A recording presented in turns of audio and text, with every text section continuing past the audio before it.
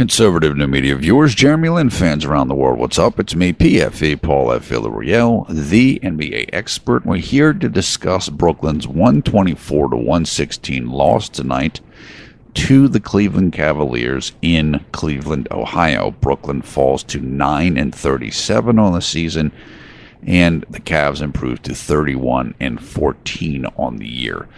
Now, 5 different Nets missed this game. Of course, Jeremy, who is sitting out with a hamstring issue, Joe Harris, Trevor Booker, Brook Lopez, and Caris LeVert were all missing from this game. Joe Harris is still dealing with a sprained ankle. Trevor Booker is sick. Brook Lopez and Caris LeVert were rested for tonight's game, and that's because Brooklyn is playing again tomorrow, which we'll talk about a little bit. So they just wanted to give them a little bit of extra time off. And I guess they will be playing tomorrow night's contest. Of course, we know Brooklyn's performance staff is very aggressive in terms of resting players. The great thing about this game was that Brooklyn they hung tough throughout this entire game, even though they were definitely outmanned, and they're playing the world champions. Now, Cleveland came into this game, I think, 2-6 in their last 8 games. So Brooklyn was catching Cleveland at the right time. But there's definitely some positives from this contest, and we'll talk about that. Now, I have not made a video since Jeremy suffered his 3rd hamstring injury, which was about 5 days ago now.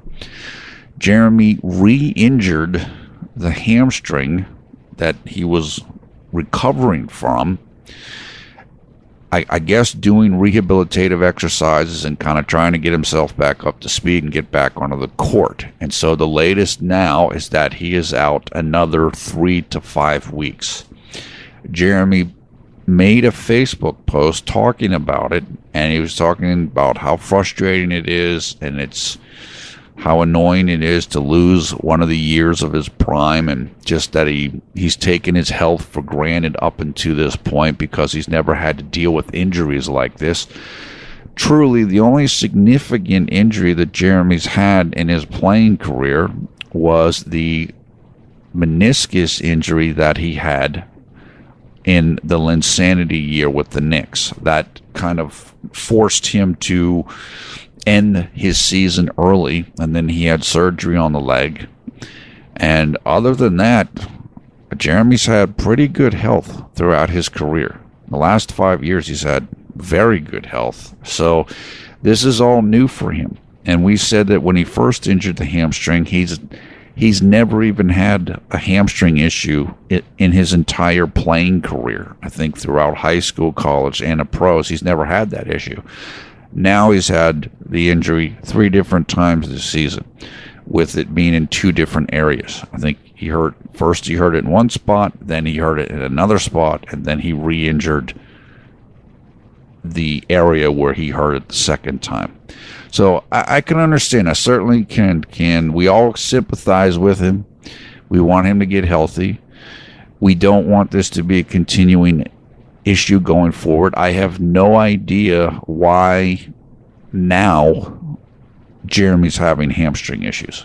I can tell you that the first time he hurt his hamstring this year, it was just he kind of ran into a guy, and I think stepped on the guy's foot or kind of got impeded as he was going on a drive. Now, Jeremy's very physical going to the basket and in general, so I don't know. I'm sure he's done that same play 100 times before and never had a problem. But now it's something that he's going to have to be conscious of and work to avoid going forward. I mean, there'll probably be kind of extra stretching and just a little bit of mental scar tissue just as to kind of get beyond this moving forward.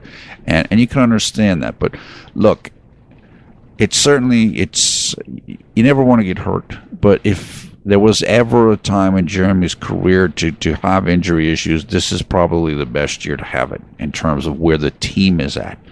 Now, it's not good for Jeremy personally, because this was going to be the year he got his 3-point shooting really locked in.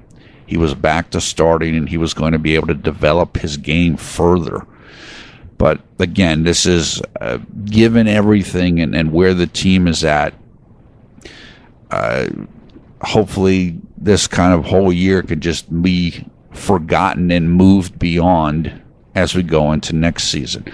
That being said, Jeremy should be back with time to play in the season, maybe around the All-Star break. So he might still be able to play 20, 30 games, which is a significant amount of time. And we'll just have to see what happens. And we certainly wish him all the best. And I know, as with many other people that are following the team and following Jeremy, it has been a tough year. It has been a tough year sometimes to keep interest in the team because of all the losing and because Jeremy's not playing. But there's always more to learn. There's a lot of positives to take, even in some of these losses. As I mentioned, we'll talk about that in this game.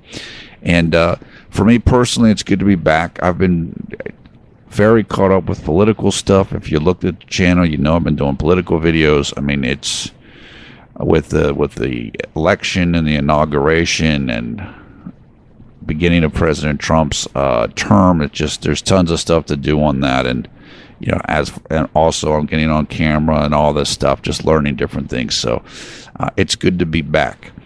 Now, let's talk about the positives from tonight's game, as I mentioned. The best thing for me from this game was that Sean Kilpatrick played well. Sean Kilpatrick has been in a funk for, a couple of weeks now. Just seems like he lost his confidence a little bit, kind of lost his mojo or swagger. Tonight he played really well. 18 points, 2 rebounds, 3 assists off the bench. He looked good. He looked confident, and it definitely appeared as though he's figuring it out a little bit. So that was good to see. Isaiah Whitehead also played really well. He was coming off the bench, 16 points, 3 rebounds, 3 assists, no turnovers. So, again, because of the injuries to Jeremy and to Gravis Vasquez, Isaiah Whitehead has been kind of thrown into the fire this year, and he's really developing quickly. And that can pay big dividends going into next season. So as all the lumps and all the tough times this year can be used for fuel and building blocks heading into next season. Bojan Bogdanovic, 17 points. Randy Foye, 16 points, 8 rebounds, 5 assists. He got the start tonight. And look, again, early on in this season, we didn't know what was going on with Randy, and he's come around quite nicely. Spencer Dinwiddie, 10 points, 1 rebound, 1 assist. Justin Hamilton also started tonight because of Brook Lopez resting, 12 points, 5 rebounds. Rondae Hollis-Jefferson, 8 points, 3 rebounds, 4 assists. The team shot 49% from the field, which is terrific. They did a great job on offense tonight, as I mentioned earlier. They shot 16 of 33 from three-point range, which is amazing. Almost 49%. Hitting 16 three-pointers in a game is phenomenal. 14 of 16 from the free throw line. 23 assists and just 10 turnovers. So I said, offensively, they did a terrific job in this game. I mean, really, really good. And they scored 43 points in the fourth quarter. Now, Cleveland had kind of let up their effort because Cleveland had taken a big lead in the third quarter, but it doesn't matter. The game was still going on, and Brooklyn was able to execute well down the stretch. And as I've said before, the formula for this team is to wear you down, is to kind of, you might get a lead on the starters, but then the bench comes back. And that's what happened in the fourth quarter, and that's what this team wants to do and what they want to build around, is to beat you with their depth. When you fade, they get stronger. They kind of reel you in and catch up to you. And they did a good job of that tonight. They just weren't able to play good enough defense in this game tonight. And look, it's a very difficult task to do that. The Cavaliers are an exceptional offensive team. They desperately needed to win this game. and Brooklyn was without 5 very important players in this contest, and so it was just a little too much of a mountain to climb. But this was a good loss. This was a good loss, and I think the team can build from it, and I'm happy. I mean, I'm as happy as I can be. Cleveland was favored going into this game by 15.5 points. So Brooklyn clearly beat the spread, and they executed. They did a good job. They just, again, the defense is their toughest issue. That has to do with new team, new roster, new coach, new system.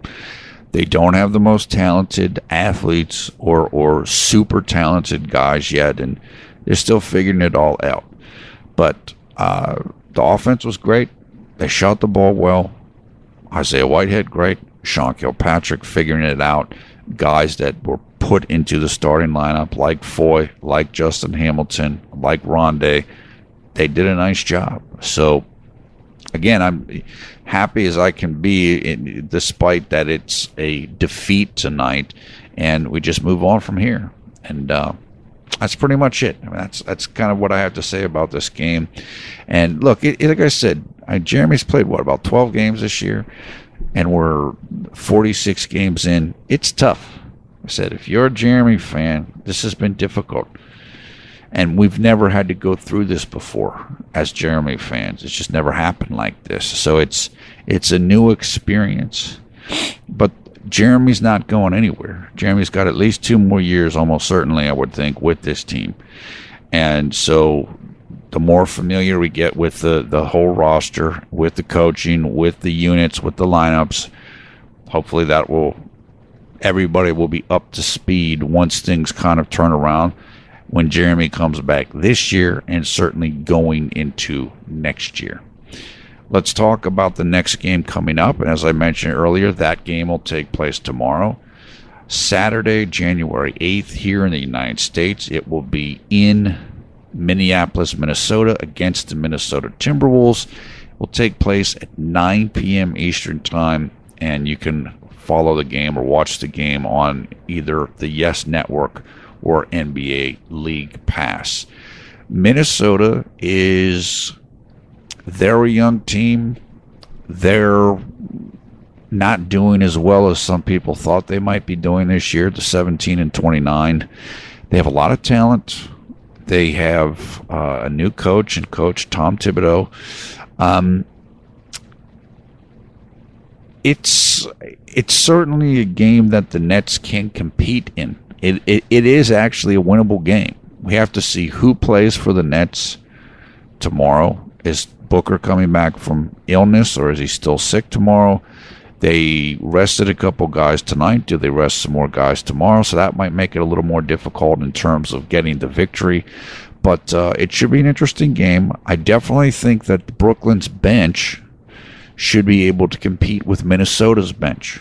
Even though the starters might be better than what Brooklyn's starters are, again, that second unit might be able to kind of make things up a bit and keep the game close and perhaps even give Brooklyn a chance to get the victory there. So that's pretty much it for tonight. Look, we'll continue to monitor. We'll see what happens with Jeremy and how he's progressing, and when they feel like he might be able to come back in. The guys are developing well. I mean, again, the younger guys, Karis LeVert looking really good, although he didn't play tonight. He's certainly coming along. Isaiah Whitehead is certainly coming along. Like I said, Sean Kilpatrick starting to kind of refine his groove after a difficult stretch. Spencer Dinwiddie did a nice job, so it's good. Now, I should mention that Quincy Acey, I believe his 10-day contract is coming to an end. In fact, it might be coming to an end like in the next day or two. So the Nets have to decide whether or not they're going to sign him for the rest of the season. I think Quincy's played very well in the time that he's gotten.